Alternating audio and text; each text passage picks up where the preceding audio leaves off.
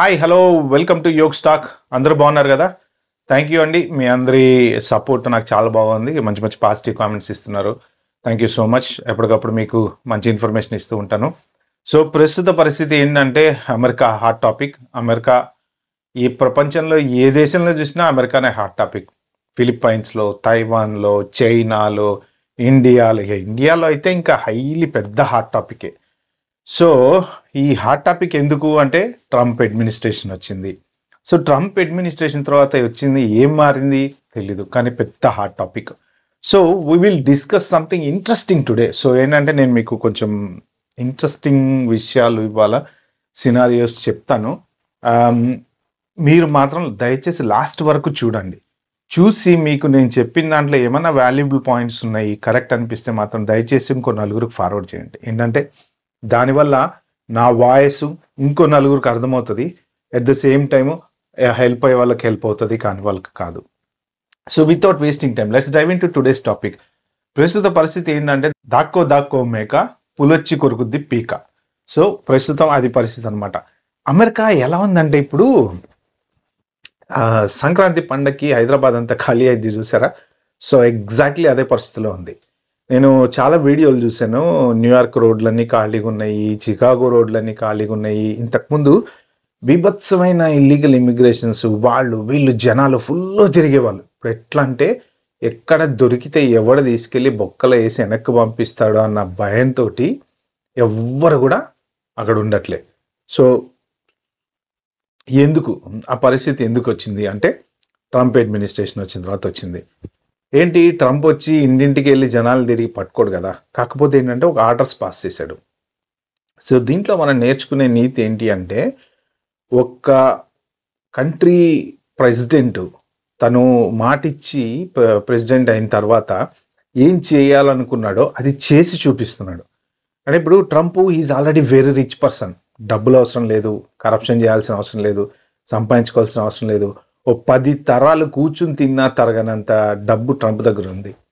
So దేశం కోసం మనోడు చెప్పింది చేస్తున్నాడు. ఎలక్షన్లో వాగ్దానం చేశాడు, ఇమిగ్రేషన్ని క్లీన్ చేస్తా, అమెరికా వాళ్ళకి జాబులు ఇప్పిస్తా.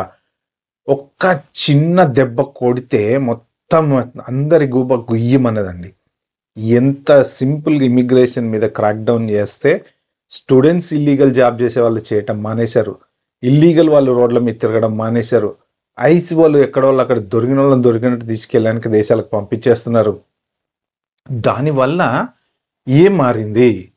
ఓకే, మనలాంటి వాళ్ళకి నచ్చకపోవచ్చు, ఎందుకంటే మన పిల్లలు అమెరికాలో ఉన్నారు, పార్ట్ టైంలు జాబ్ చేసుకోవడం కుదరట్లేదు, అలా డబ్బులు సంపాదించుకోవడం కుదరట్లేదు, కాబట్టి ట్రంప్ వాళ్ళకి విలనే.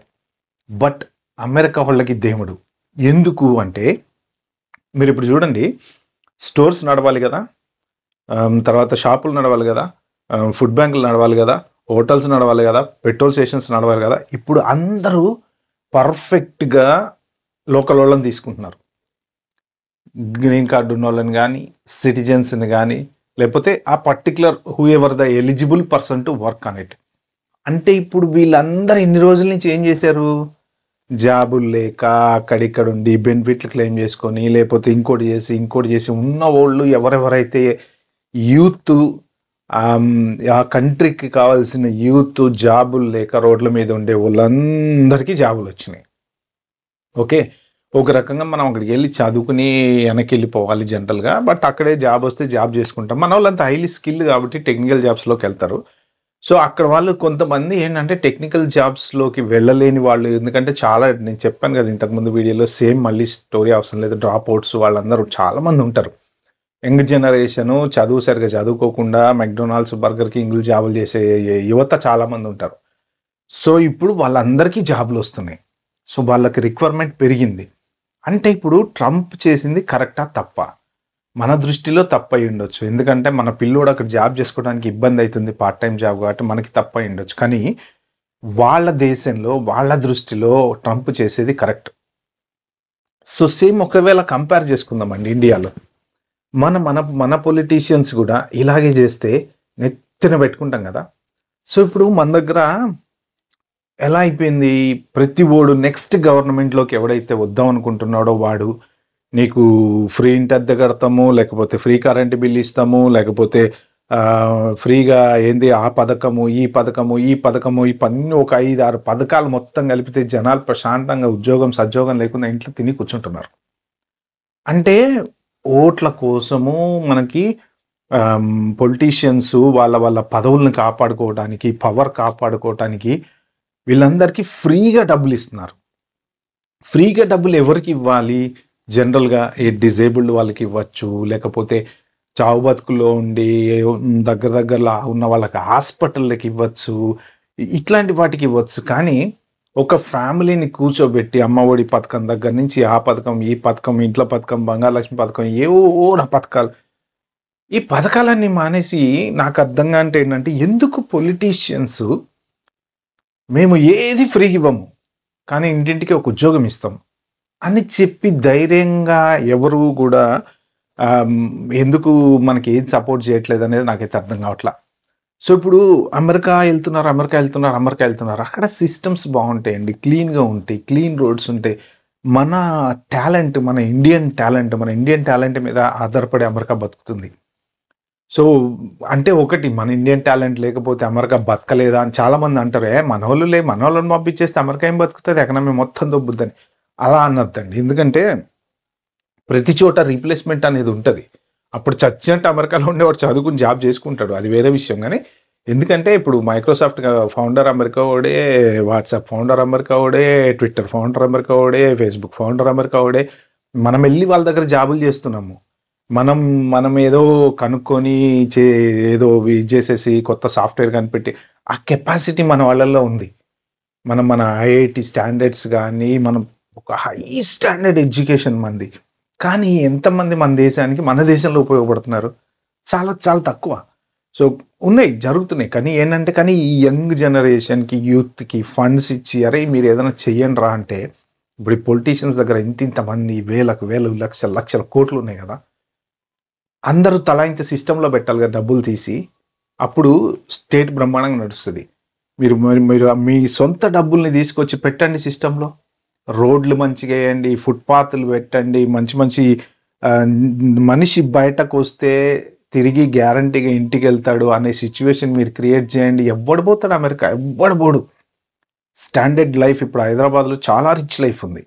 చాలామంది హైదరాబాద్లో ఉండడానికి ఇష్టపడుతున్నారు. ఎవరైనా సరే అక్కడికి వచ్చి ఉండడానికి ఇష్టపడుతున్నారు. కానీ కొంత లైఫ్ గ్యారంటీ అనేది కనుక పెంచితే, సో మనం ఎంతసేపటికి వచ్చిన ప్రతి గవర్నమెంట్, సెంట్రల్ కానీ స్టేట్ కానీ, పాత గవర్నమెంట్ వాడు రోడ్లు వేయలేదు అందుకని యాక్సిడెంట్లు అవుతున్నాయి. పాత గవర్నమెంట్ వాడు ఆ పాలసీ తీసుకురాలేదు అందుకని ఇది అవుతున్నాయి. పాత గవర్నమెంట్ వాడు వేయకపోతే మీరు వచ్చి 6 నెలలు అయింది కదా, ఏమైంది? మీరు వేస్తారా రోడ్లు? డబ్బులు లేవు. ఎందుకు లేవు డబ్బులు అంటే ఇట్లా ప్రతి గవర్నమెంట్ వాడు ఫ్రీగా నేను మీకు అది ఇస్తా, ఇది ఇస్తా అని వాగ్దానాలు చేసి అప్పులు చేయటం, ఆ స్టేట్ల దగ్గర అప్పులు చేయటం, ఈ స్టేట్ల దగ్గర అప్పులు చేయటం, చివరికి వరల్డ్ బ్యాంక్ దగ్గర అప్పులు చేయటం. డెవలప్మెంట్ క్రియేట్ చేసి ఒక మంచి ఒక 10 మందికి జాబ్ దొరుకుతుంది అన్న సిచ్యువేషను మీరే చేయొచ్చండి. 100,000 కోట్ల ఉన్న పొలిటీషియన్స్ తలా ఒక 1000 కోట్లు తీసి ఆడ పడేయండి, గవర్నమెంట్ సిస్టంలో పడేసి దాన్నే రొటేట్ చేయండి, నెత్తిన పెట్టుకుంటారు మిమ్మల్ని.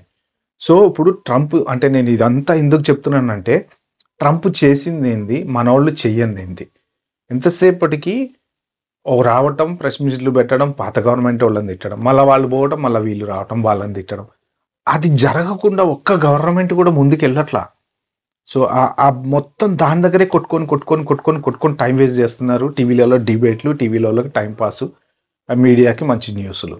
అది అట్లా అన్నాడు, ఇది ఇట్లా అన్నాడు. అంటే ఎప్పుడూ ఎవరో ఏదో ఒకటి డెవలప్ చేస్తే నేను అప్పుడే డెవలప్ చేశా అని ఇప్పుడు డెవలప్మెంట్ కావాలి కదా. ఇప్పుడు ఎందుకంటే మీరు ప్రాక్టికల్గా ఆలోచించండి, యూత్కి జాబ్స్ ఎక్కడ లేవండి. ఒకప్పుడు గవర్నమెంట్ జాబ్స్ ఉండేవి, దాని తర్వాత స్కూల్ టీచర్ జాబ్స్ ఉండేవి, బోలెడు రకాల జాబ్స్ ఉండేవి. ఇప్పుడు ప్రెసెంట్ జాబ్స్ ఏమున్నాయండి? ఎక్కడ ఉన్నాయి? ఎంతమందికి జాబులు వస్తున్నాయి? ఎంతమంది చదువుకున్న వాళ్ళు ఐటీ జాబ్ ఒక్కటే, ఐటీ జాబ్లో వస్తే తప్ప అదర్ దాన్ ఐటీ జాబు ఎంతమందికి జాబులు ఉన్నాయి? ఎందుకంటే బీటెక్ చదివి క్యాంపస్ సెలక్షన్లో జాబ్ వచ్చి వెళ్ళిపోయినోడి పరిస్థితి వేరే ఉంటుంది.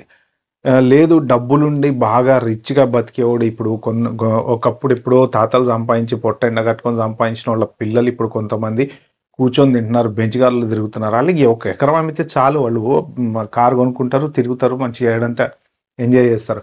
అలాంటి వాళ్ళ పర్సంటేజ్ ఒక 5% 10% ఉంటుంది. మిగిలిన 70-80% యూత్కి జాబ్స్ ఎక్కడ ఉన్నాయి? ఎంతమంది స్ట్రగుల్ అవుతున్నారు, వచ్చే డబ్బులు సరిపోక ఎంతో కష్టాలు పడుతున్నారు. వాళ్ళందరికీ ఎంప్లాయ్మెంట్ క్రియేట్ చేసే ఆలోచన ఎవరు చేస్తున్నారు?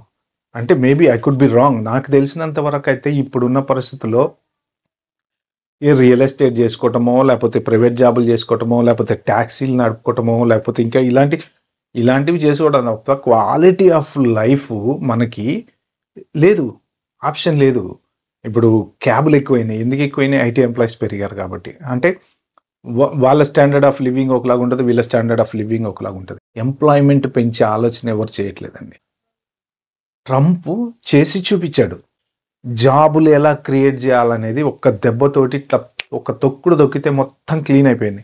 ఇప్పుడు లోకల్లో ఉండే వాళ్ళందరికీ జాబులు వస్తున్నాయి. అదండి నిజంగా ఒక పొలిటీషియన్ తలుచుకుంటే చేయగలిగేది. రాజకీయాలు ఎవడైనా చేస్తాడు, రాజకీయాలు ప్రతి ఓడు చేస్తాడు. కానీ జనాలకి ఉపయోగపడేది చేయగలిగినోడే నిజమైన పొలిటీషియన్ నా దృష్టిలో. సో ఇది నేను చెప్పదలుచుకుంది ఏంటంటే, బేసిక్గా ఇప్పుడు మన వాళ్ళంతా జాబులు మానేయటం వలన లోకల్ వాళ్ళకి జాబులు వస్తున్నాయి. అది ట్రంప్ ఎయిమ్, అది ఫుల్ఫిల్ అయింది.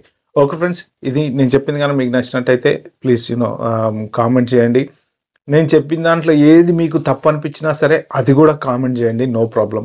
నా ఉద్దేశం ఏంటంటే, ఇప్పుడు ఎవరినో పర్టిక్యులర్గా నేను టార్గెట్ చేసి మాట్లాడట్లేదు. నేను నా మనసులో ఉన్న మాట ఏంటంటే, ప్రెజెంట్ యూత్కి ఎంప్లాయ్మెంట్ అనేది క్రియేట్ అవ్వట్లేదు అన్న ఉద్దేశంతో నేను చెప్పాను. అది ఓకే ఫ్రెండ్స్, థ్యాంక్ యూ.